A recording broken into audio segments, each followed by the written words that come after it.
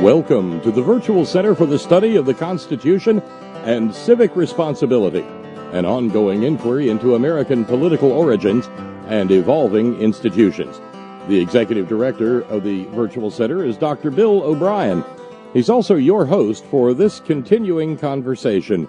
Here he is now, Dr. Bill O'Brien. Thank you, Bob Kincaid, and welcome to a Monday edition of the Virtual Center for the Study of the Constitution and Civic Responsibility. Today is the 14th day of December, in the year 2015, and one would never know it by the temperatures, but I'm sure all of you know that, and you've probably seen the same coverage in the media that I have. How strange this is, and our temperatures today here in Appalachia, it's a little bit overcast. Our temperatures here are we're in the upper 50s this morning, and they're anticipated to go into the low 60s this afternoon. And I know that the entire eastern portion of the nation is experiencing abnormally warm weather, and people are beginning to wonder how much we're going to have to pay for this and these other kinds of things. But we're scheduled to have a significant drop in temperatures at the end of this week. So this might be about it. It is a pleasure to be with you. You'll recall that we were for technical reasons we were unable to bring you our live program this past Wednesday. I really regret that, and I apologize for it. I didn't know until right up, just prior to the program. So in a sense, it kind of left a story, an issue half untold. But as I often mention, there's always tomorrow, and hopefully we'll be able to deal with the issue of the administrative state and the conservative attack on the administrative state in some depth in today's program. I would would love to hear from you. And as you know, we have a phone number that you can utilize to get on the air and share your thoughts, your ideas, your concerns, your questions, comments, or whatever with our listeners. Our phone number is area code 304-663-4676. 304-663-4676. My email address, if you'd like to communicate directly with me via email, is waobrien906@gmail.com. waobrien, OBRIEN, 906@gmail.com. And I remind you that we, for the last few months, we have a Facebook page devoted to the Virtual Center. If you go to Facebook and you type in the Virtual Center for the Study of the Constitution, you will gain direct access to our Facebook page. I might make the point that there's been quite a bit on it over the last couple of weeks. I put a number of pieces posted a number of pieces on Facebook. This weekend I posted yet another, and also posted a notice about today's program and the issue of the administrative state, which we will be into as well. This morning, however, I posted yet another issue or idea on Facebook, and it's about Facebook, and I wanted to spend a few moments on it. And I might say that already, and this was like 2 hours ago, I've already gotten 3 very substantive comments about the posting that I put on there this morning. And it's interesting because the post that I put on there was about comments on Facebook. And so if I may, I'd like to take a couple of moments at the beginning of today's program and share some of this with you. As many of you know, I'm not haven't been on Facebook that long, and the reason I did decide to engage in Facebook at all was because I thought it might expand those that tune in and participate in our programs here at the Virtual Center. So for about the last 2 months, I've been trying to maintain a Facebook page that remains relevant. And while I'm rather new to Facebook, I spend quite a bit of time thinking about it. And mostly thinking about what we might be able to do with Facebook that would create outcomes which would really contribute substantially to people's understanding of some of the issues of the day. In essence, I guess the issue I'm talking about here is the link between technology and education, or more specifically, the link between technology and learning. I can remember, and I know that many of those of you listening can remember as well, when television really became big in the 50s and 60s. And a lot of folks were predicting that television was going to revolutionize education in America. That because of the delivery capabilities of television in the classroom, the learning potential that television provided for education in America was potentially going to open a whole new phase of educational reform in America. The fact of the matter is, by the time we reached the 80s and 90s, many of these folks were looking back and saying or realizing that the promise of television in the classrooms never really brought the kind of response or outcome that they envisioned going in. Its outcome was never quite equal to its promise, I guess is what I would say. And of course, a lot of people would speculate as to why that was true. Again, we know that television has made a substantial change or addition in our classrooms. It makes it possible to bring audiovisual materials into the classroom, to show video clips, movie clips, and various other things. And so it has made much of our teaching in the classroom a little bit more alive, a little bit more relevant, a little bit more interesting for kids, especially the younger kids. But it really hasn't had a substantial impact on learning itself. And there's been a lot of thought and a lot of research into why that is true. And I've always believed that a principal reason for it is that, by definition, students do not engage television. In fact, I've long been, and I think I may have mentioned it on this program more than once before, I've always been a believer that radio is actually more of a potential learning asset than is television. And the reason I say that is because television is something that one sits down and watches. But on the other hand, listening with just audio requires more than just impersonal, disengaged listening. The fact of the matter is, if you are going to listen to something, the audio, and get something out of it, you need to interact with what you're hearing.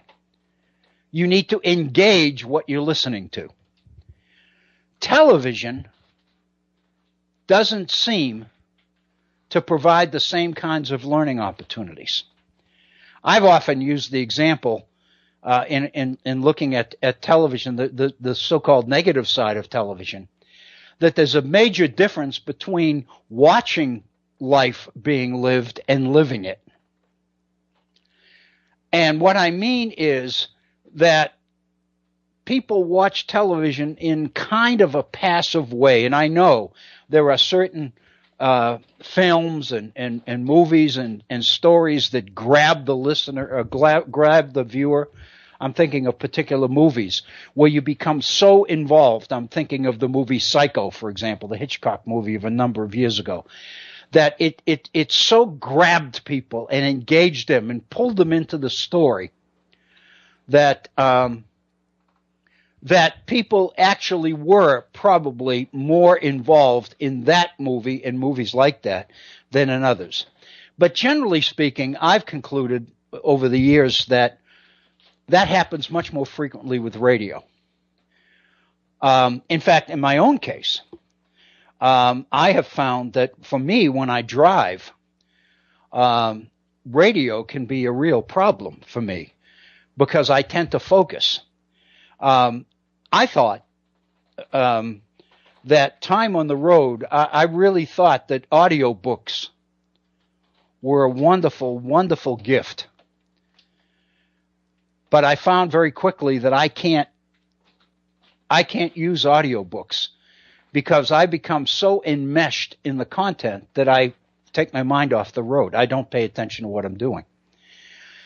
And so I've stayed away from those. People never become that involved in what they're watching on television. And if the thing this story or becomes at all boring, people tend to let their mind wander and they go out for a snack and various other things. And television, by definition, doesn't engage. Well, many of the same projections about the promise of reform in learning in education came into being with the internet. And many people began to predict that the resources that the internet makes available would revolutionize education and revolutionize learning. And to a certain degree, that's happened. On the other hand, I would suggest to you that we have not as yet reached the true promise of the internet, of technology, in what it can do to enhance learning. And part of the reason for that, I think, is the same one that applied to television, namely the issue of engagement, students needing to engage material. Learning doesn't happen until some sort of engagement happens. And that's why here at the Virtual Center, frequently I've gone probably more than I should off on tangents about the importance of conversation, the importance of dialogue, in soliciting calls, especially. I've tried to, as much as possible, emphasize the learning that occurs when there's a dialogue happening, when conversation really becomes conversation, when dialogue happens rather than merely monologue. And I think the fact that it's audio is an asset to that. But the fact of the matter is, I really don't believe we've quite reached the potential that we can reach. And I'm finding that I'm spending more and more time thinking about this in relationship to Facebook. And so the short piece that I entered or posted on the Facebook page this morning related to just that. And what I was thinking about specifically were the number of advertisements or requests we hear on television, for example, where people will say, like us on Facebook, follow us on Twitter. Like us on Facebook. I didn't even know what that meant until I started to actually become a little bit involved in Facebook myself. And what I'm thinking about is the idea of the likes. Because I really believe that learning would be enhanced with not likes, if that makes sense. Because it's the engagement that exists that prompted by disagreement. But the whole idea of like suggests that we are reading on Facebook and interacting with people who agree with us.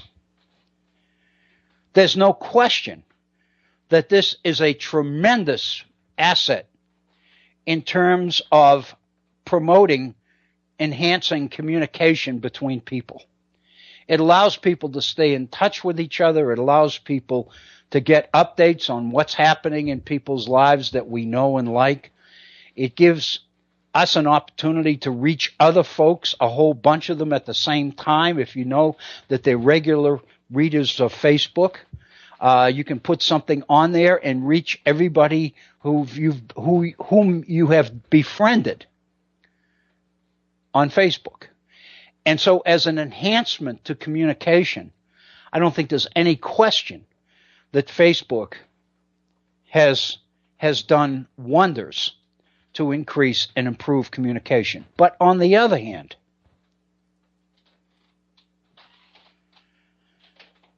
it seems to me there is the downside of that. And a downside that I see is the fact that it strengthens or increases the amounts of interaction that we have with people we agree with and know. And so it seems to me the challenge is to figure out a way to use Facebook in order to communicate with and establish dialogue with people that we don't know or people that don't necessarily agree with us all the time. They can agree with some of the things we say, but you know yourself that when it comes to an email, for example, if you send an email to somebody and somebody takes issue with it, they'll respond to you with another email making their point and challenging yours. And that gives you the opportunity to come back again. The point is there a way to get that kind of exchange happening on Facebook? I don't know. I'm not a technician. I'm not tech savvy at all. But it just seems to me that if we could figure out a way, one of the things that I've learned, and again, this is old stuff for me because I've mentioned this numerous times here.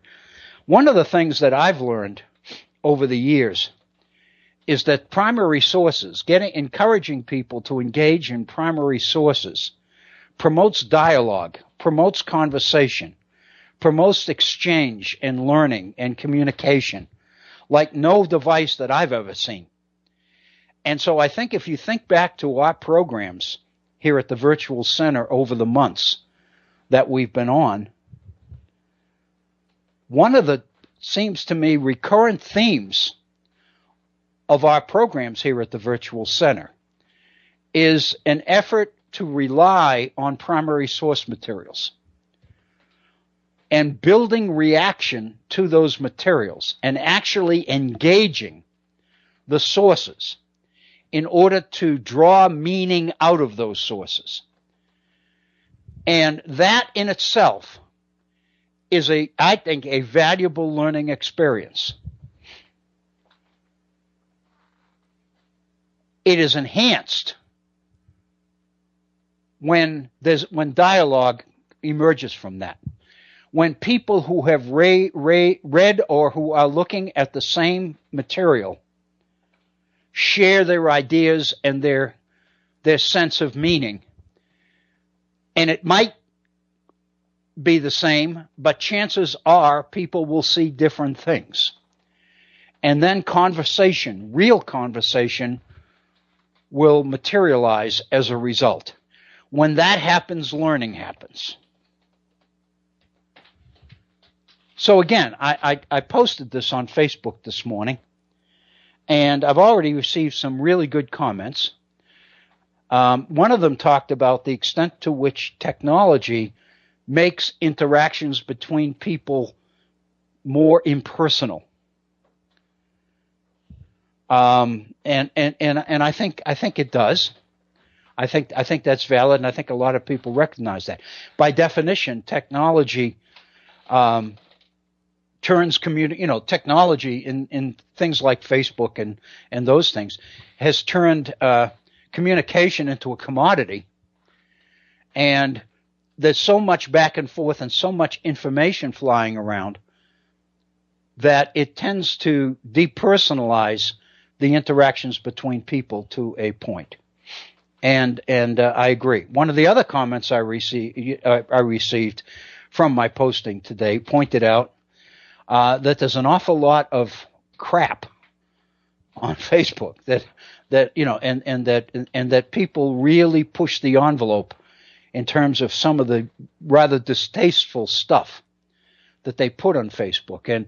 And this particular person was really interested in the more positive learning aspects or potential of Facebook, because the other side, of course, is that it's an opportunity to reach an awful lot of people with tripe and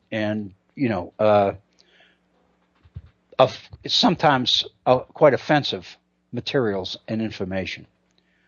But again, I think all of that, I think that same thing happens with that on the internet. Once you start screening that, then you begin to get to get into other areas which cause even more severe problems. But anyway, I would be very interested in hearing from folks about this, because I really think it's significant. I think an opportunity like Facebook, and I just use that, and there are others I know, but I mention that because I'm kind of new to it, and I'm thinking about its potential, and I don't quite know how to turn that potential into reality. And I'd really be interested in hearing from folks who may have given that some thought, or might be willing to give that some thought and react to it.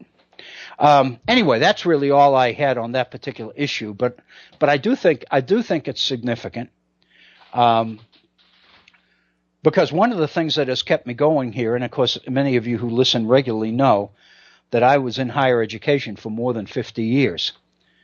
And people have asked me, since we've been doing this virtual center program, about the differences between programming like the virtual center on the internet, audio presentations, and teaching in the classroom. And many people are surprised when I say that in the 2+ years that I've been doing the virtual center, I've become more excited about the learning potential of the internet. I think it's possible to really utilize technology to create the kind of revolution in learning and generating new information. But in order to do it, we've got to figure out a way to encourage people to communicate. We've got to make communication and conversation and dialogue happen. Without it, you get part of the package, but you don't get the whole enchilada, so to speak, if you know what I mean. So anyway, that's kind of the thought that I have. I didn't mean to take too much time with that, but I did spend about 25 minutes on it, and I really think it's an important issue, and it's worth thinking about.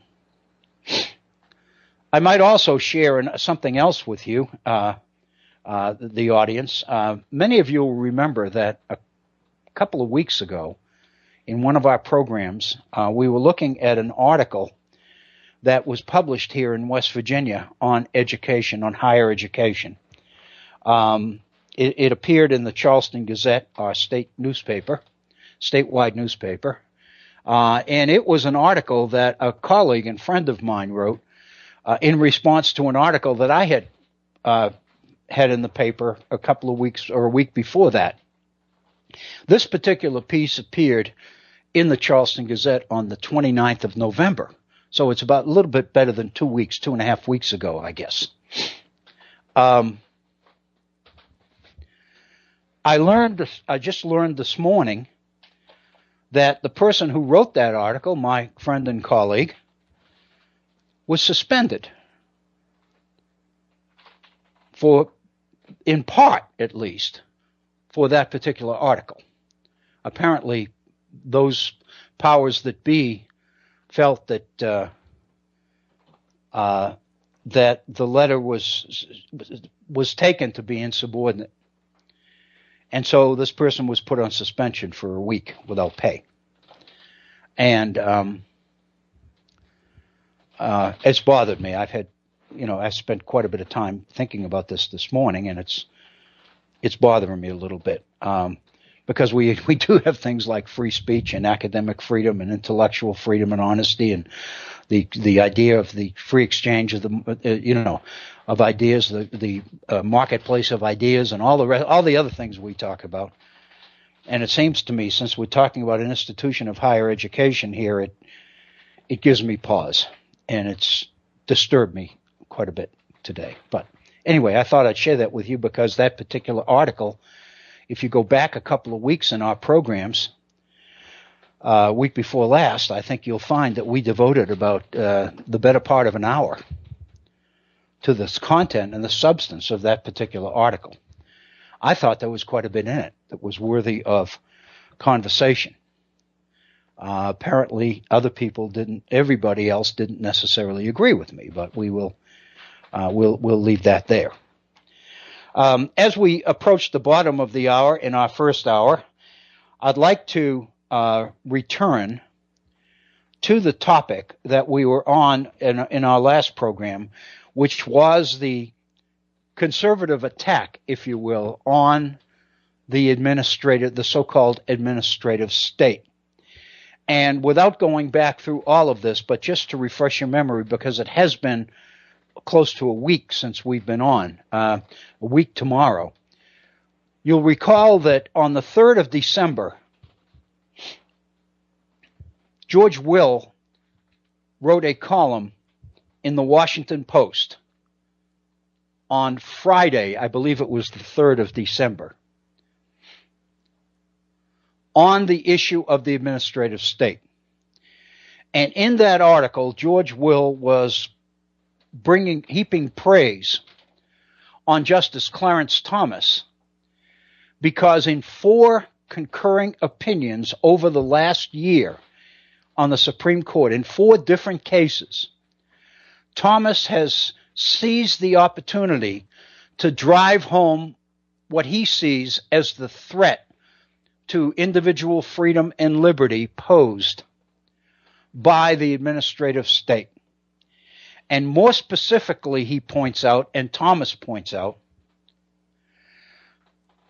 that the separation of powers principle built into our Constitution, Madison's Federalist Number 10, of course, as well as the checks and balances system which makes that separation of powers work, which is Federalist Number 51, Madison's Federalist Number 51, you'll recall. The thinking was that man's flawed nature, man's self-interest, which created factions, Madison tells us, was so dominant that in order for popular government, republicanism, to work, it was necessary to build in the kind of safeguards or checks into our system in order to control the effects of self-interest, of man's flawed nature. That was basically the position that Thomas is taking in these 4 specific concurring opinions of the Supreme Court. And as I mentioned when we dealt with this last week, what attracted me as much as anything was mention of Clarence Thomas, because Thomas is usually seen as a rather predictable conservative vote on the Supreme Court. But in terms of the quality of his opinions, this is the first time that I've come across an effort to really compliment Thomas on the depth of his thinking. That and the fact that the administrative state is so very important, to me, seemed to be reason to take very seriously George Will's article, especially since we all know how prominent and popular George Will is. In reading that article in the December 3rd Washington Post by George Will, we find that the bulk of the content of Will's piece is taken from a rather lengthy article that appeared earlier in 2015, in National Affairs by Charles Cooper. Charles Cooper, George Will tells us, is an attorney. He was a member of Ronald Reagan's Justice Department in the 1980s. And he's done extensive writing and speaking on the issue of the administrative state. And earlier this year in National Affairs, Cooper authored an article entitled Confronting the Administrative State, in which he also heaps praise on the performance of Justice Thomas in these four cases. In essence, what I can say here, and this isn't in the context, I don't mean this to be in any way a criticism of George Will, but it's very obvious to me that the bulk of George Will's article is pretty much taken from the article written by Charles Cooper. So because I felt that the issue was a serious one, it was a clear issue related to the Constitution of the United States. Therefore, it was an issue that warranted some research on my part. So I went to Cooper's article, read it carefully, and based on what was in that article, I ended up going back to an 1887 article written by Woodrow Wilson on the administrative state. Wilson's article was entitled The Study of Administration.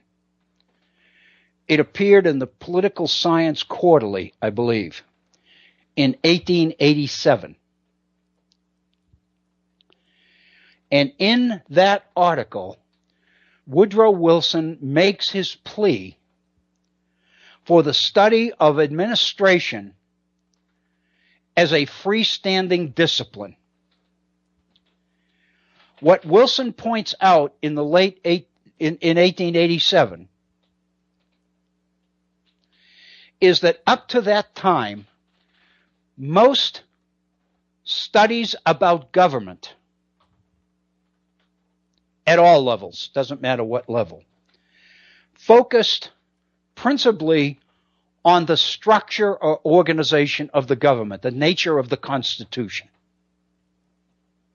how the government was set up to function, how it was organized. And most studies of government focused on that, and also focused on the fact that the rights of citizens in a self-governing republic like this one are driven by what's in that Constitution. Wilson also pointed out that the performance of government has been affected not only by its structure, but by the politics at any given period in a nation's history. That if you look back, government gets attention when there's a political issue associated with it. If there's another party or a group of people that is raises serious questions about the performance or the functioning of government. So Wilson argues that the history of research in the area of government has always tended to focus either on the politics surrounding that performance or on the constitution of government, the structure that sets up that particular government. And Wilson points out that up until the time he writes, which is 1887, nobody seemed to be focusing on government's administration, the actual administration of government itself. The assumption, Wilson says, the assumption seemed to be that administration is just the logical outcome of the structure of government and the political realities of the day, and the administration of government takes care of itself. What Wilson argues is that there's much more to that. In fact, he quotes Reinhold Niebuhr, who makes the point that liberty, individual liberty, is more a feature of government administration than the constitution that sets up or organizes that government. Niebuhr's whole point then is that how government is administrated, how policy is implemented, has a direct impact on citizens, on the day-to-day life of citizens, more than the Constitution does, more than the nature of the political environment surrounding citizens' life at that particular time. They do have an effect. But Wilson's argument is that almost no attention has been given to administration, when in fact administration probably has the greatest effect on people's lives than anything else related to government. Consequently, Wilson's article is a fairly detailed, substantive plea for more consideration of administration as a separate, independent function. Consequently, out of that comes the idea that if administration is a subject worthy of study, then the people who actually do the administering, the administrators,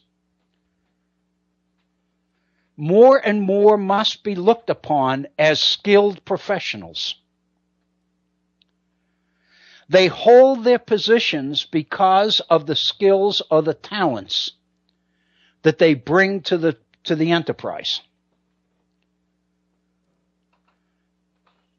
Wilson's argument is that the study of administration is more and more a science and needs to be looked upon that way.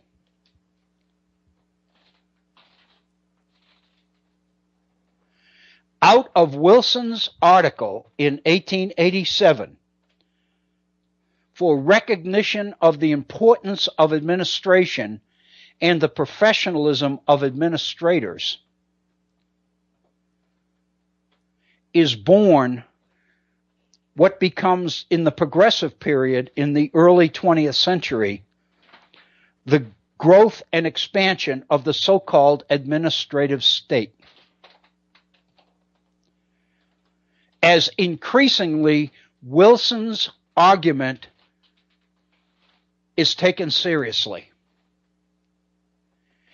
and government in the progressive era begins to take on functions and roles in citizens' day-to-day lives that government up to this point in time hadn't taken before.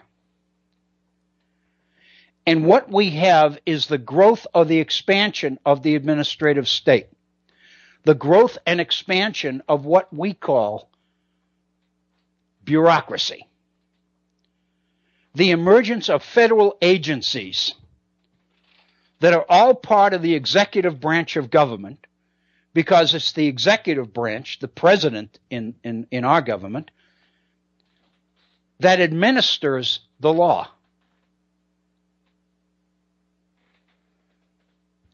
And increasingly,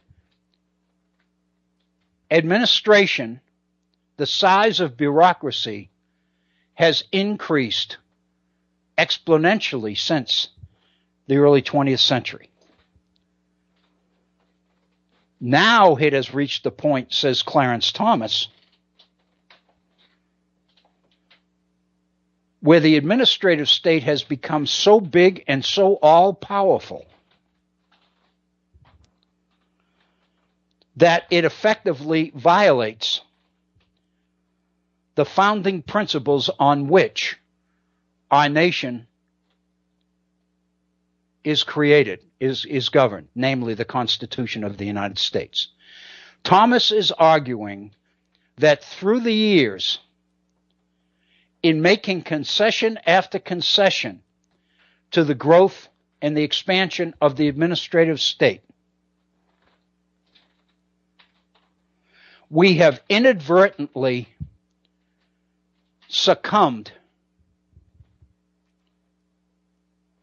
to an approach to administration which renders it out of control and all-powerful. And, according to Clarence Thomas, in violation of the Constitution of the United States, because it overrides or supplants founding principles on which our government is based, specifically separation of powers and checks and balances. So it's obvious from the title of Charles Cooper's article in National Affairs, confronting the administrative state, that Cooper's agenda, Cooper's thesis, if you will, is to lay out the factors involved in the growth of the administrative state, make the presentation which argues for the unconstitutionality of the administrative state, and then theoretically at the end recommend solutions to this problem, assuming that that Charles Cooper has successfully made his case that it is a problem. So in a sense, what's involved here, it seems to me, is going back and looking at Wilson's article as a major challenge to the legitimacy of the administrative state, and then looking at Woodrow Wilson's 1887 article, which gave rise to the administrative state and made the case for it. In his article, Cooper makes the point that Woodrow Wilson's 1887 article, The Study of Administration, is to the administrative state what the Federalist Papers are to the Constitution of the United States. That the need for, the acceptance of, the legitimacy of the administrative state is grounded in the argument that Wilson makes, just as people's understanding of the Constitution of the United States is grounded in the 85 Federalist Papers that were written in late 87 and early 1788 to advocate ratification of the Constitution of the United States. That line itself, that Wilson's article is to the administrative state what the Federalist Papers are to the Constitution,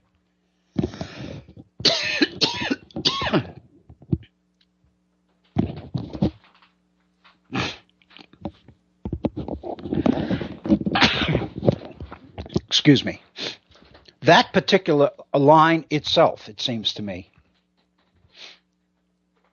is reason enough that this particular issue belongs here at the Virtual Center, and it's something that we need to look at, and it's something that we need to take very, very seriously. And that's what I hope that in the balance of our program today we can begin to accomplish. Let me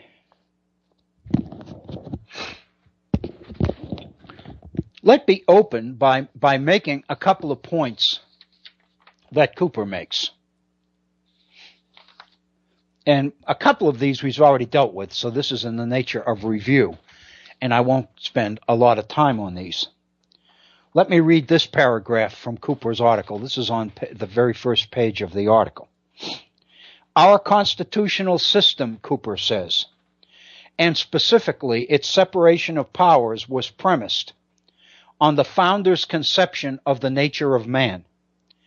And it was the progressive movement's rejection of this conception of man that led to the rise of the administrative state that now rules over us. The progressive understanding of man and government will continue its logical unfolding, and the administrative state's rule will grow ever more expansive and oppressive until the people strip it of the power it has accumulated. That, I would suggest, is the thesis of Cooper's paper. That to make the case about the dangers of the administrative state so completely and so totally that the people will move to do something in order to control it. Let me share a couple of additional statements that Cooper makes, and I think you'll get the flavor of what Cooper's position and concerns are. He says the constitutional vision of the founders is rooted in their conception of the flawed nature of man and his capacity to rule. The Federalist Papers routinely recur to this theme in explaining why the Constitutional Convention established our system of checks and balances, rather than simply trusting what Cooper calls parchment barriers against the encroaching spirit of power. For instance, in Federalist number 73, Hamilton justifies the decision to give the president a qualified veto over Congress, over legislation. He begins by disclaiming any rationale based on the idea of the superior wisdom or virtue of a president. Rather, the veto is necessary, he says, and actually this is a quote from one of the opinions Justice Thomas writes. The veto is necessary because, Thomas says, the love of power may sometimes betray Congress or pervert its deliberations, unquote. That's directly taken from Hamilton's Federalist number 73. Just as the founders knew that Congress would seek to draw all power into its impetuous vortex, they knew, too, that the president would do the same thing. In Federalist number 75, Hamilton then defended the Senate's role in ratifying treaties, arguing that, quote, the history of human conduct does not warrant that exalted opinion of human nature, which would make it wise in a nation to commit interests of so delicate and momentous a kind to the sole possession of a president of the United States, unquote. So what Cooper is doing here is going back to Hamilton's Federalist number 73 and Federalist number 75 to reinforce his point that the founders based the Constitution on man's flawed nature. And then naturally, I think you can almost guess where Cooper is going to go next. He goes to Federalist 51, to Madison's Federalist 51, in which Madison makes the point that if men were angels, we wouldn't need any government at all. But men aren't angels. So therefore, we've got to set up government in such a way that man's non-angelic nature, if you will, is never allowed to compromise the justice of our Republican government. To quote Federalist number 51, as Cooper does, Madison writes the following: "It may be a reflection on human nature that such devices should be necessary to control the abuses of government. But what is government itself but the greatest of all reflections on human nature?" And then Madison goes on in Federalist number 51. "If men were angels, no government would be necessary. If angels were to govern men, neither external nor internal controls on government would be necessary." But, Cooper points out, men aren't angels. Thus, the need for the separation of powers and checks and balances. Thus, the relevance and the seriousness of Justice Thomas's positions on the dangers that the administrative state is posing to the founding principles of separation of powers and checks and balances. That's basically the case that Cooper makes.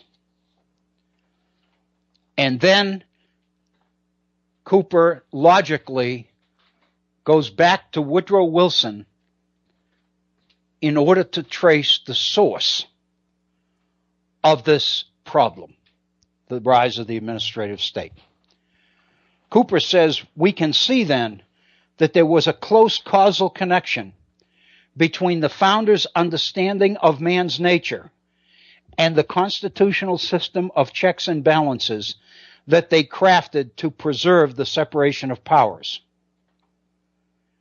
But if one has a different view of man, one is likely to have a different view of the need for separation of powers."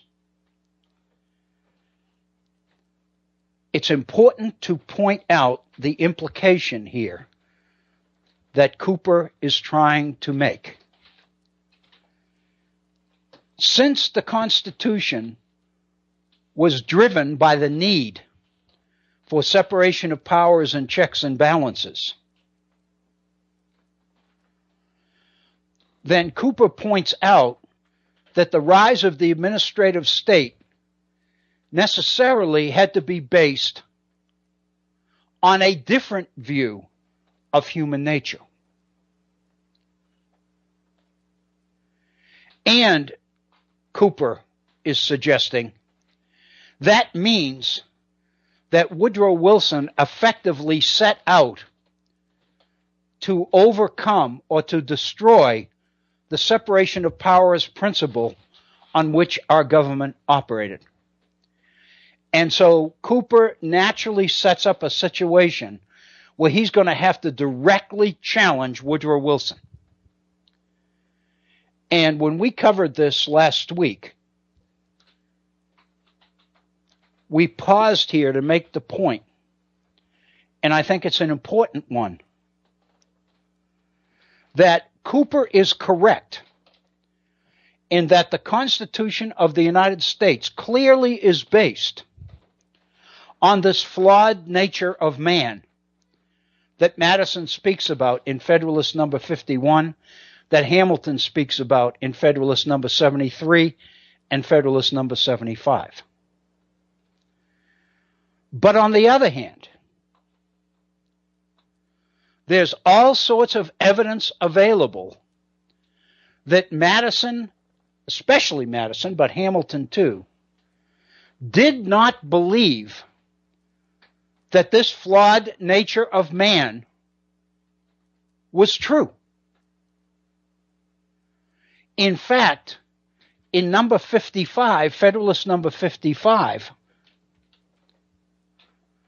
it just dawned on me, I sound like a preacher talking about, Timothy 3 and Deuteronomy 6 and all that. I'm sorry, but in Federalist number 55, Madison acknowledges that this negative view of human nature exists. But then Madison points out that there are other things in man's nature that override his flawed, self-interested nature. And Madison makes the point in Federalist number 55. If the flawed nature of man was all there is, if that was human nature, then popular government, Republican government itself, could never happen. But Madison says we know that that's not true. But we also know that there are people who want it to be true because they use it in order to deny the people's right to self-government. So Madison warns us in number 55 to be wary of those who would focus on the flawed nature of man in order to justify unaccountable,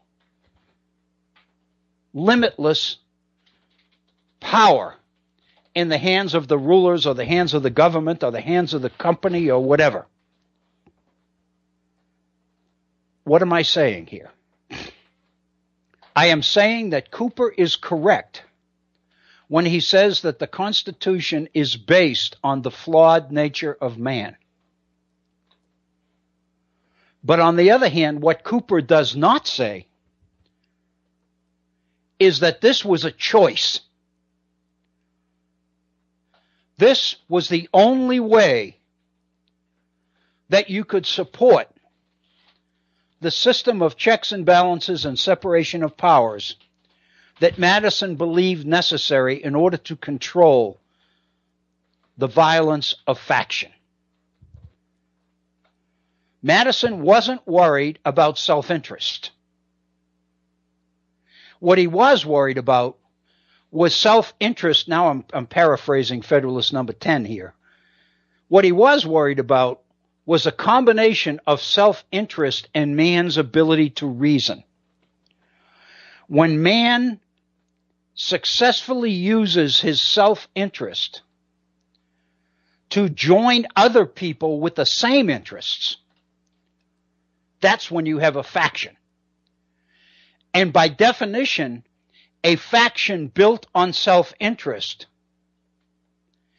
is created in order to accomplish results.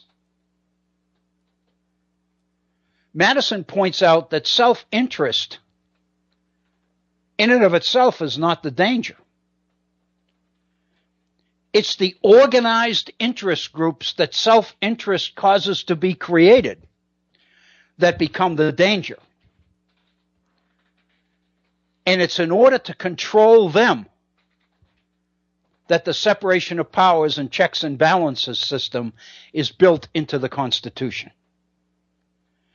So in other words, for Madison, the Constitution is not driven by a particular definition of man's nature. Rather, the Constitution that Madison wants to create requires that you base it on the flawed nature of man in order to make sense out of it.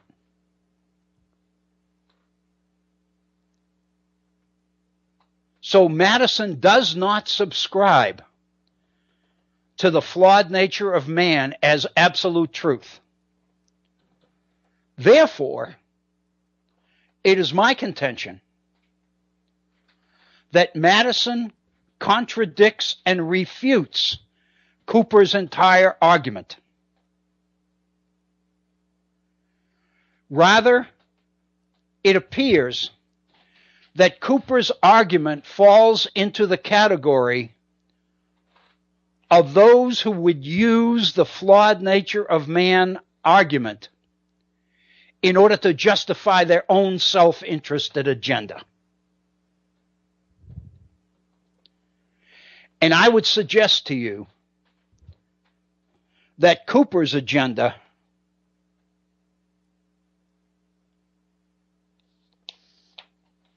is revealed.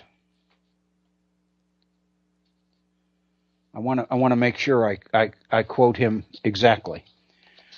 Cooper's agenda is revealed in the paragraph we looked at earlier when he makes reference to the fact that the administrative state's rule will grow ever more expansive and oppressive, quote, until the people strip it of the power it has accumulated, unquote. So Cooper's agenda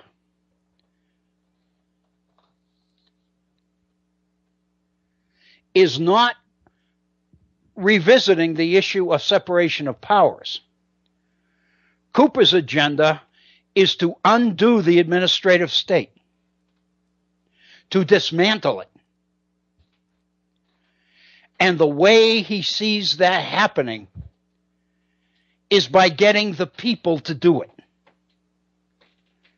In other words, his agenda is not going to be accomplished in Supreme Court decisions or in laws passed by Congress. His only his only mechanism for bringing down the administrative state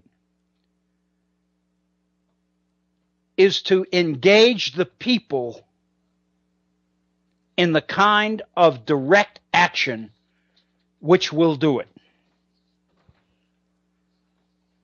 And it's not until the very end, on the final paragraph of his article, well, the next to last paragraph, it's not actually the last paragraph. His final section in his article is entitled Deconstructing the Administrative State. This is his conclusion.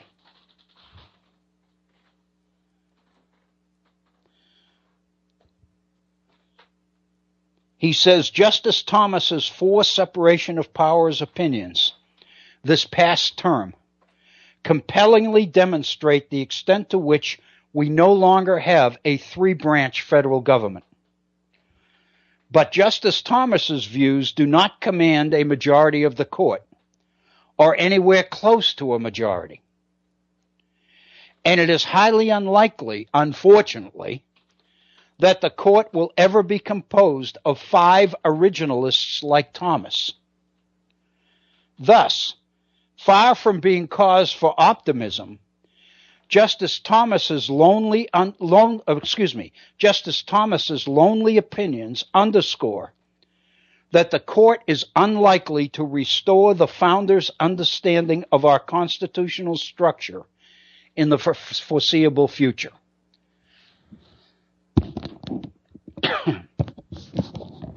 In other words, and we'll finish this point and then we'll pause for a 5-minute break. Cooper's point is, it is unlikely that we'll ever get a solution to this problem from the court. It's unlikely that the court will ever have a majority of Clarence Thomas's. So therefore, Cooper needs to go elsewhere to find the solution to his problem. And he says the following: the only other way to correct the court's constitutional mistakes is for the people to do it themselves. The Constitution provides a procedure for the American people, quote, the only legitimate fountain of power, as Madison emphasized in Federalist Number 49, to rein in an out-of-control federal bureaucracy, even in the face of congressional opposition.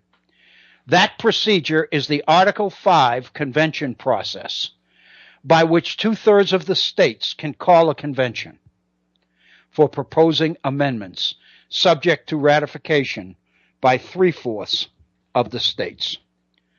Cooper's solution, then, is to get the people to approve the calling of an Article 5 convention in order to amend the Constitution. And we know from past programs of late what that's about. In effect, then, what Cooper is talking about is, and this is my word, but I use it advisedly, so frightening the American people about the dangers to their liberties associated with the administrative state that the people literally will be stampeded into an Article 5 convention. Obviously, they will be persuaded to do it based on attacks of the administrative state by Cooper, by George Will, and by concurring opinions, or if necessary, dissenting opinions of Justice Thomas and those who think like he does. Even against the will of the legislature. So what Cooper acknowledges is we'll never get solution from the Congress. We'll never get a solution from the court. Therefore, the only alternative we've got is to depend on the people. And the only way we can get the people to do this is if they're stampeded. If we can get them to believe that their liberties are in such danger that they will react by calling an Article 5 convention. And once they do, then we can take care of the administrative state. And if you remember in our last program, we quoted James Madison, who talked in Federalist number 49 about the dangers of an Article 5 convention, which he points out would most likely be dominated by the most prominent people in the community, the very people who are pushing for the change would hijack the Article 5 convention in order to bring about the change that benefit them, not us, them. I think this is incredibly significant. In order to pull it off, Cooper has to attack Woodrow Wilson and the case that Woodrow Wilson makes for the administrative state. When we return after our short break, we'll look at how Cooper sets out to do just that. You're listening to the Virtual Center for the Study of the Constitution and Civic Responsibility. We've gone about 7 minutes beyond the top of the hour, but that's okay. We'll take a 5-minute break. We'll be right back, and we'll still have 45 minutes of programming left on this, what I think is a very, very critical issue. Please stay with us. We'll be right back. Welcome to our second hour of the Virtual Center for the Study of the Constitution and Civic. It's going to be a little bit difficult to top the musical interlude, but we'll try. That was incredible. Loved it. Loved it. All I could think of was Little Richard. Remember him? The words were not quite the same, but the spirit was, if you can remember, about Tutti Frutti and Long Tall Sally and all of those. Great, great stuff. You are listening to the Virtual Center for the Study of the Constitution and Civic Responsibility. This is our second hour. If you have been with us throughout the program, I want to thank you for staying with us. If you are just joining us now, I want to welcome you to our program and share with you the fact that we do have a phone number. We would love to hear from you on some of the issues of the day. This issue of the administrative state, I think, is worthy of all sorts of conversation and speculation. Our phone number is area code 304-663-4676. 304-663-4676. My email address, if you'd like to communicate with us that way, is waobrien906@gmail.com. W.A. O'Brien, O-B-R-I-E-N, 906 at gmail.com. And I also call your attention to our Facebook page. If you go to Facebook and type in the Virtual Center for the Study of the Constitution, you will have access to our Facebook page, and there are a number of pieces and posts on it, which I hope that you will find at least challenging and interesting. And I do encourage you to respond or to comment upon them. Without going back over the first 15 minutes of the program today, I would remind you, if you were not with us, that the first 15 or 20 minutes of today's program was devoted principally to the potential, to Facebook and what its potential for actually driving substantive learning and conversation might be. And I do indeed solicit your comments. Just prior to the break, we were looking at Cooper's argument and looking at his thesis and looking at his remedy. And of course, his remedy is revolution. His remedy is to whip up the people into taking actions that no existent branch of government will take. Cooper acknowledges that. Congress won't do it. We're wasting our time if we ever think that we're going to have 5 justices on the court who thinks like Clarence Thomas does. And so therefore, the only solution to the size and power of the runaway of the administrative state is for the people to do it through an Article 5 convention, which takes power back into their own hands. And of course, without getting into this in any detail, by returning it to state legislatures. And I remind you, of course, that state legislatures increasingly are under the control of the very interests who would be behind this particular movement. So I think that's very interesting. We're not talking then about anything like majority rule democracy coming into play here. We're talking about the idea of shifting power from government, which constitutionally is committed to promoting the public welfare, the general interest, the general welfare, to a small group of folks behind the scenes who are funding and organizing for this kind of a revolutionary activity. And of course, we need to recognize that the people of the United States, the people involved, in theory, would be the beneficiaries of this kind of a change. But in fact, it's pretty clear that the people are pretty much defined by Cooper as the means or the mechanism whereby this change can come about. And we left our first hour by mentioning the fact that since Woodrow Wilson made the case for the administrative state, then it's pretty obvious that it is in addressing Wilson that Cooper's argument must be focused. And let me share with you a couple of the things that he says about Woodrow Wilson's thesis, and then we'll go right to Woodrow Wilson, if that's okay. Cooper says, as Justice Thomas noted in his Perez concurring opinion, the philosophy of the administrative state, quote, has its roots in the progressive era, unquote.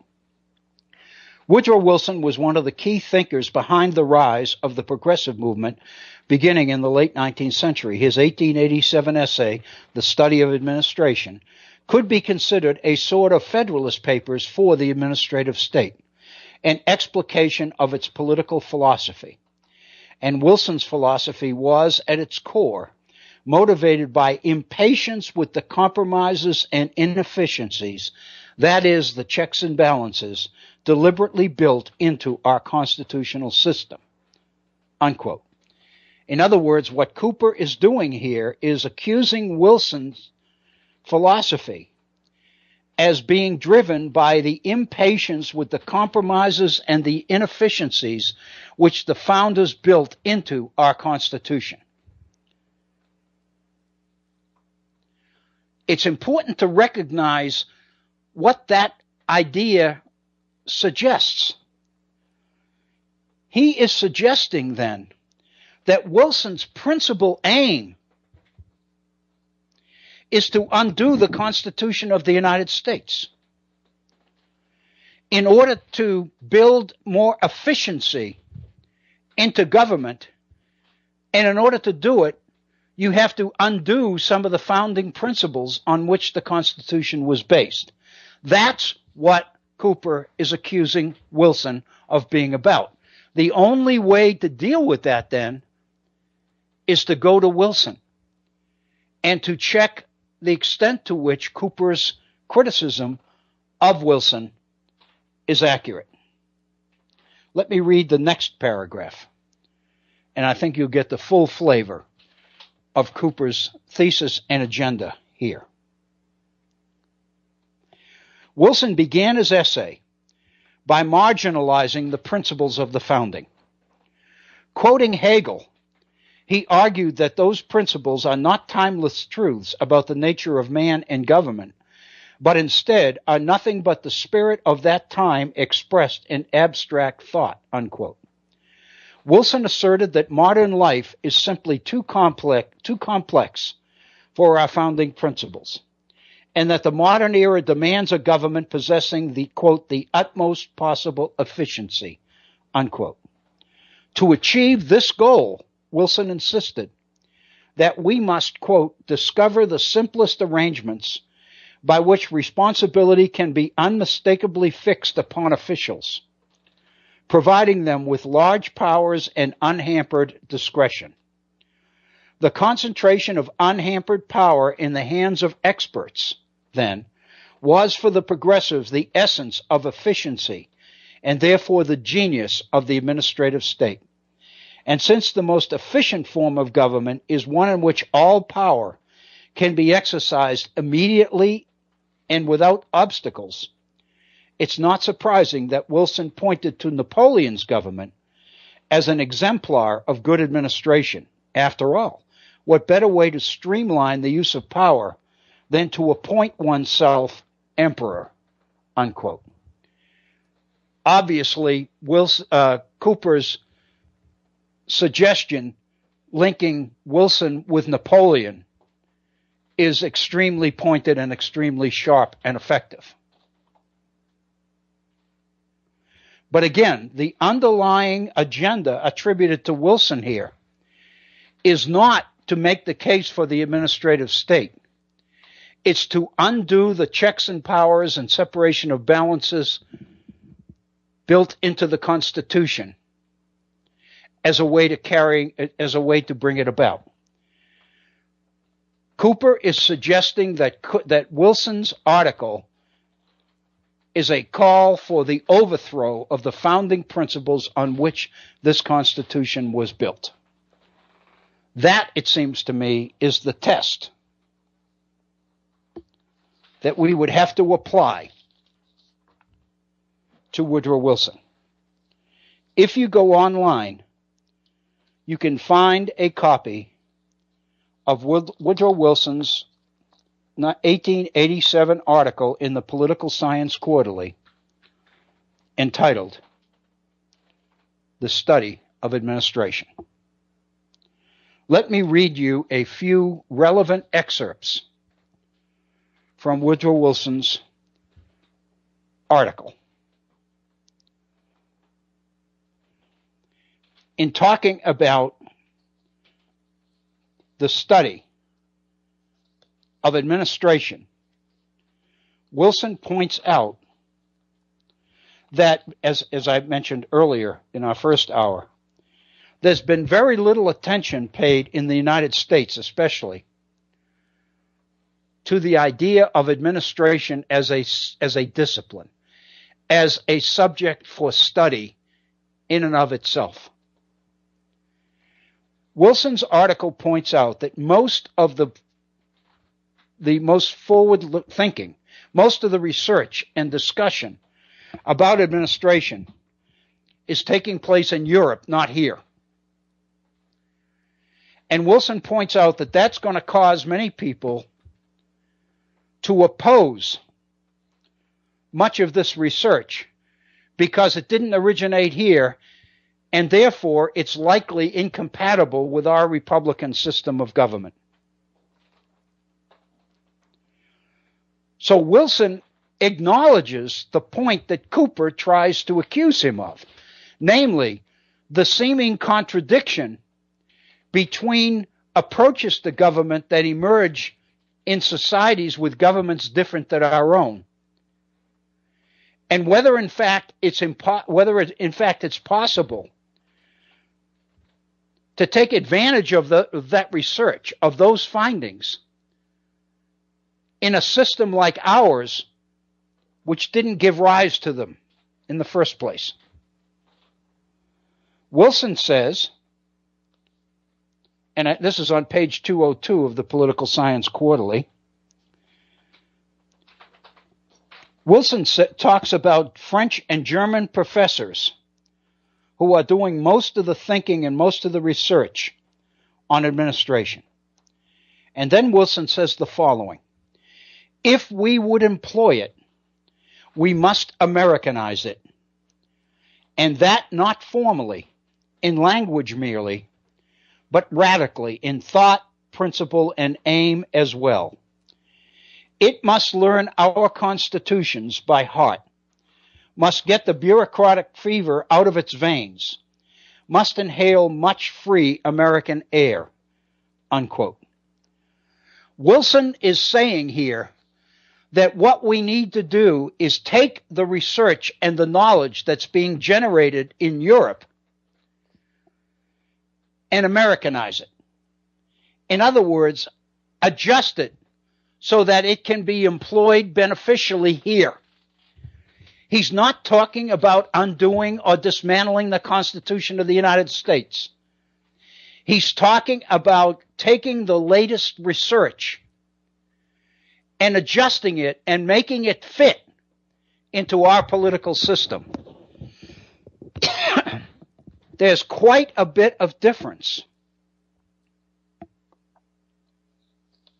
I would argue,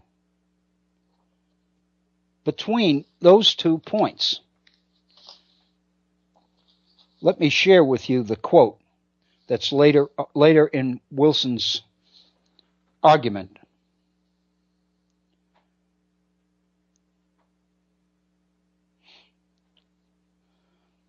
Anyway, in writing this up this past week and putting it on Facebook, I said, this is hardly a strategy to use power to appoint oneself emperor that Cooper accuses him of. Cooper is actually the one who's guilty here of dishonesty.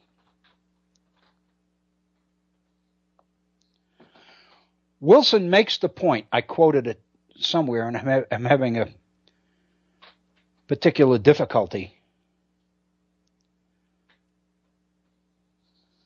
in finding it.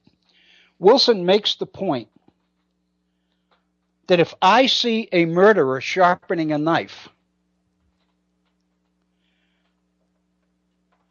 I can adopt the method of sharpening and not adopt the evil intent which is on the mind of the person that's doing it. In other words, I can pick up the skills necessary to sharpen knives without resorting to murder. And his whole point is that what you do is you take the best knowledge that's out there and you find ways to adjust it, Americanize it, so that it fits our system. The implication, Wilson points out, is to reject progress. If these people are finding, and he uses Napoleon because he said Napoleon's an emperor. He's a dictator. But he's also known as running a really efficient administrative ship. Why should we not gain from what Napoleon has left us rather than rejecting it because it emerged in a political system different than our own?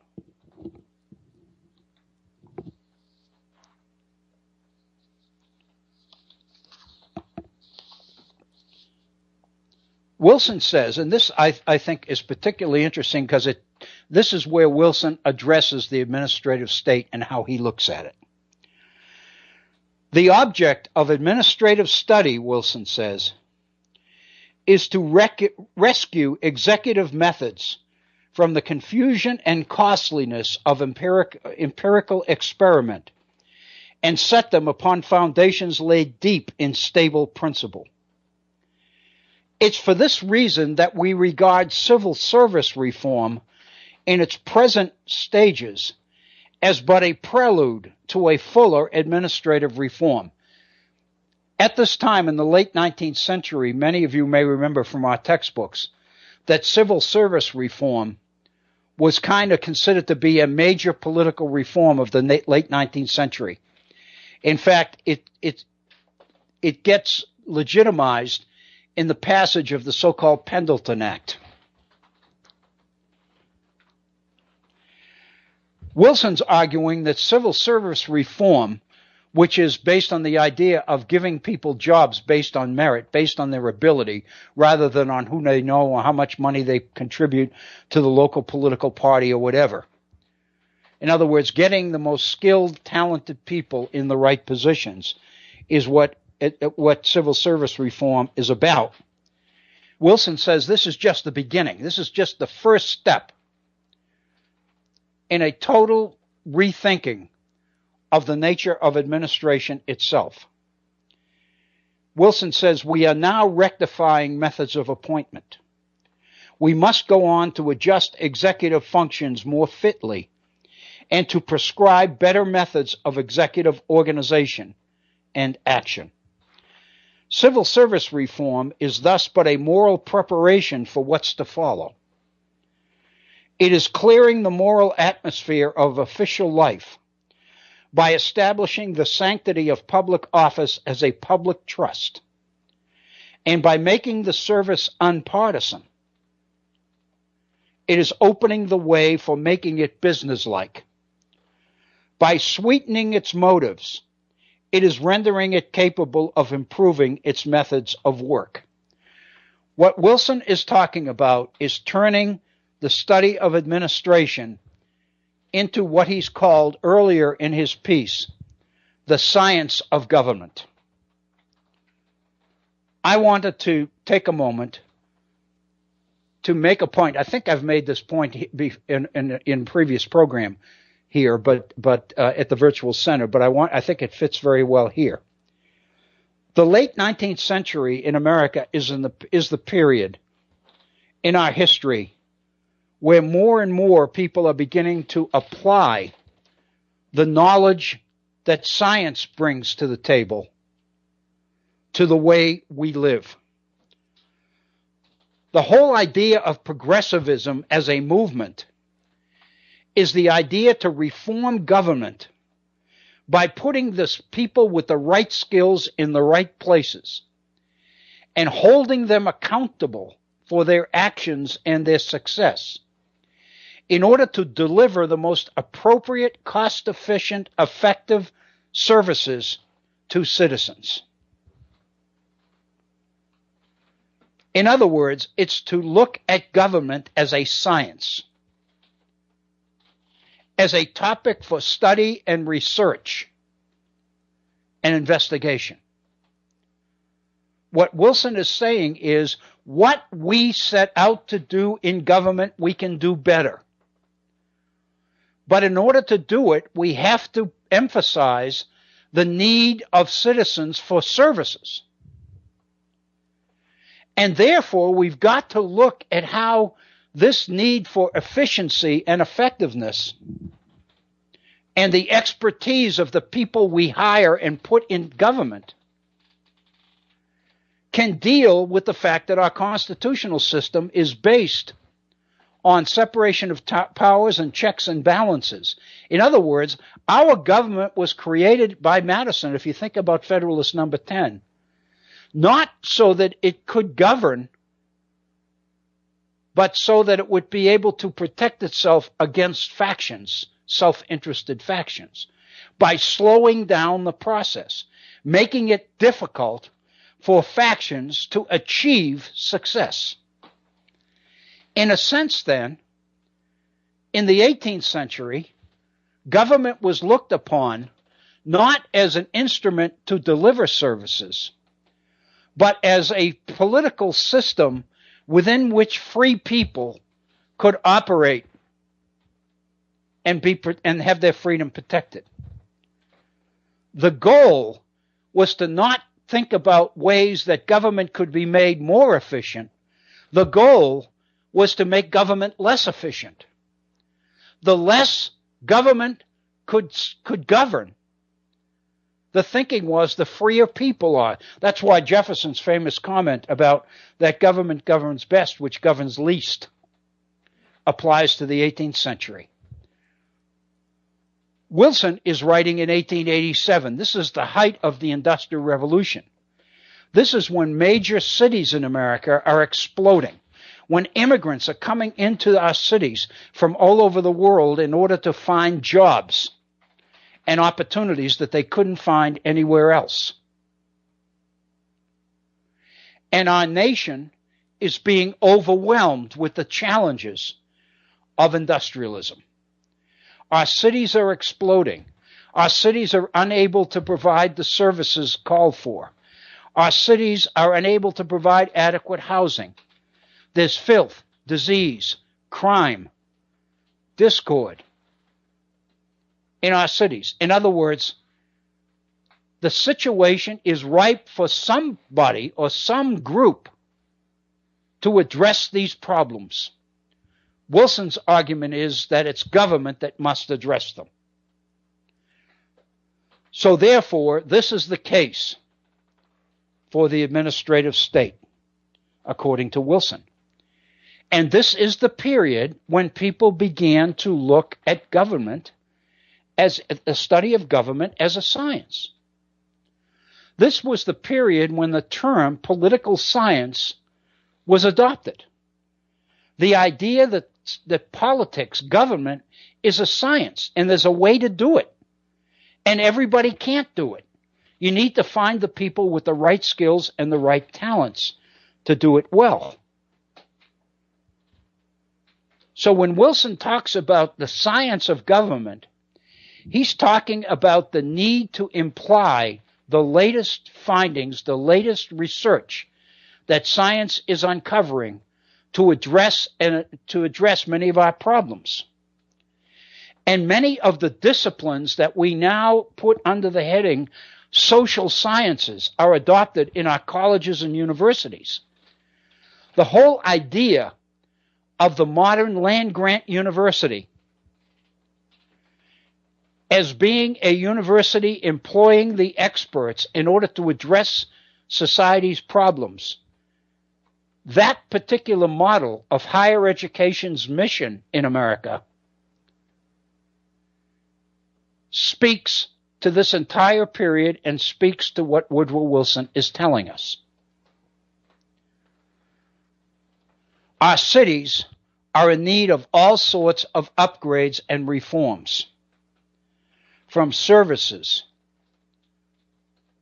transportation, health, housing, disease, crime.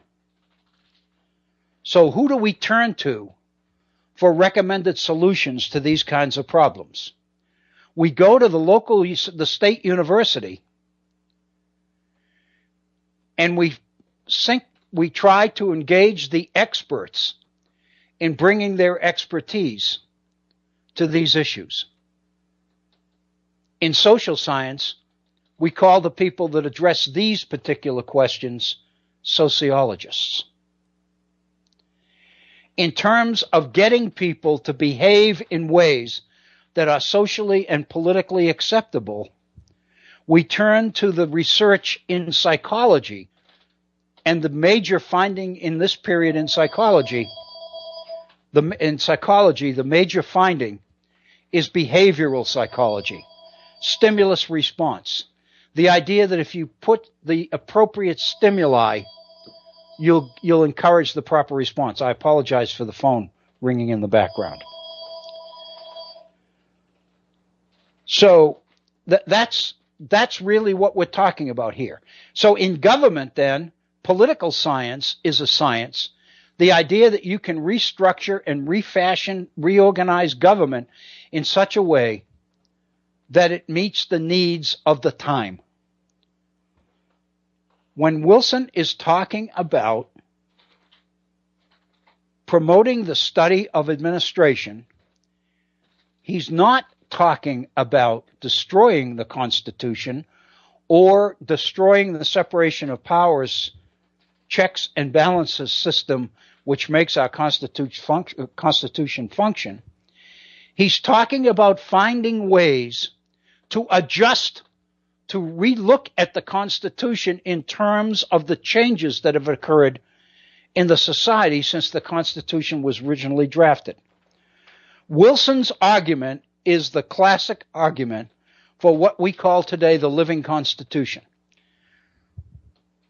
The idea that the reason our Constitution has lasted longer than any other such constitution in the history of the world is because the founders were bright enough to structure our government in such a way that it could be continually changed and adjusted to meet changing needs and changing challenges.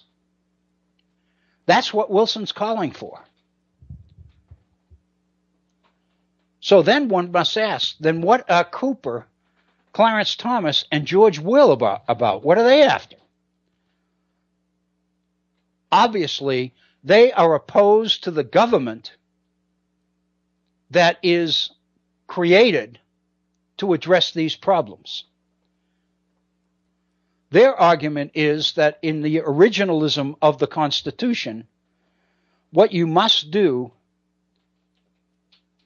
is adhere to the principles that were at play in the 18th century when the Constitution was written. And this is the philosophical debate between originalists, Justice Scalia, and the idea of a living Constitution, and that debate continues to go on. That, I would suggest to you, is the case that Woodrow Wilson is making. Checking my time here.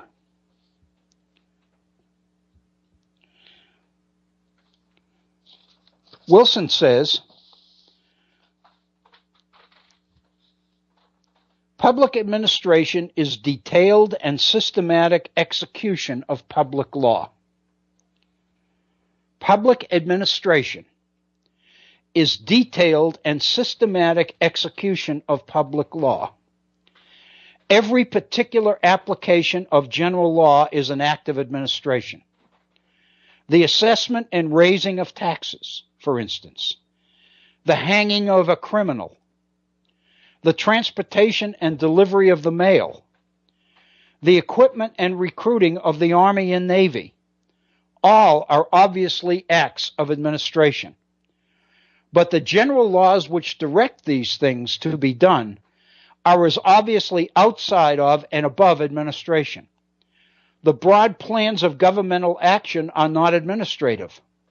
The detailed execution of such plans is administrative. Constitutions, therefore, properly concern themselves only with those instrumentalities of government which are to control general law. Constitutions define the system. Administration makes the kinds of accommodations so that that particular system can work in light of the challenges that government faces. The driving force, and Cooper accuses Wilson of this, and he's exactly right. The driving force for the administrative state, Wilson says, is efficiency. But as we know, the closer we move to dictatorship, the more efficient government becomes. So the question is, how do you get the best of both worlds? How do you build efficiency and effectiveness into the system without running the danger of dictatorship, without running the danger of people in a popular government like ours losing ultimate control over the government they created. Wilson's position is that what you need to do is so structure the system that those who administer it are always accountable, always responsible for what they do and how well they do it. And the argument is, if you can build in accountability and responsibility into the system, if you build in checks so that the public is consistently watching how you perform and what you do, then you can mix the need for power that efficiency and effectiveness requires, and at the same time preserve the idea of popular control associated with a Republican government. That seems to be Wilson's plan.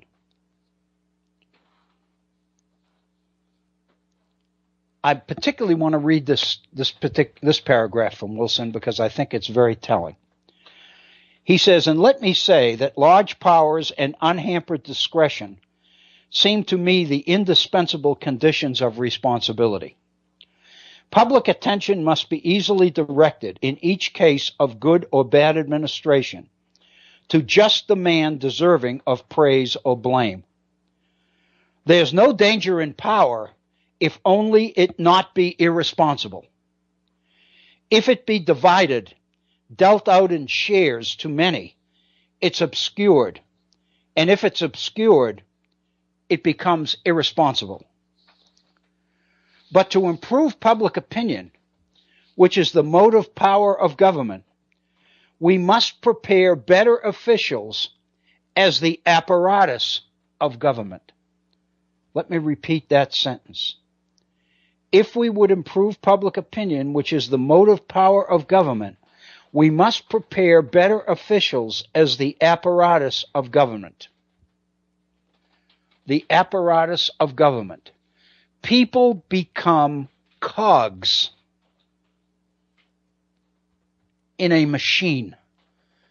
A smooth functioning government is like a machine.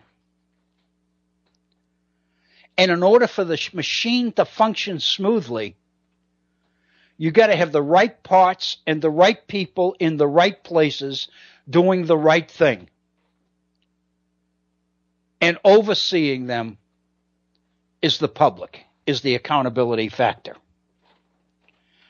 Wilson says, if we are to put in new boilers and to mend the fires which drive our governmental machinery, we must not leave the old wheels and joints and valves and bands to creak and buzz and clatter on as best they may at bidding of the new force. We must put in new running parts wherever there's the least lack of strength or adjustment. It will be necessary to organize democracy by sending up to the competitive examinations for the civil service men definitely prepared for standing liberal tests as to technical knowledge. A technically schooled civil service will presently have become indispensable. What Wilson here is addressing is the idea of government as a structure, as a system. We spent how much time talking about Alexander Hamilton's financial plan as a system. Here's Wilson now talking about government itself as system, as interconnecting parts, all of which have their own function, all of which are designed to do the right thing in the right place at the right time for the right reasons. This image of the functioning machine is dominant in the late 19th century. That's the way economists look at the economy. That's the way political scientists look at government. That's the way sociologists look at society. As system. As interacting, interconnected,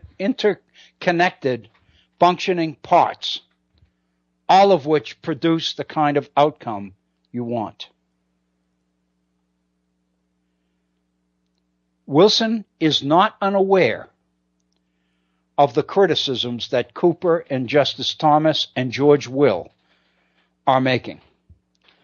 Wilson says, a century ago, in 1887, a century and a half ago, I know that a corps of civil servants prepared by a special schooling and drilled after appointment into a perfected organization with appropriate hierarchy and characteristic discipline seems to a great many very thoughtful persons to contain elements which might combine to make an offensive official class, a distinct semi-corporate body with sympathies divorced from those of a progressive, free-spirited people, and with hearts narrowed to the meanness of a bigoted officialism.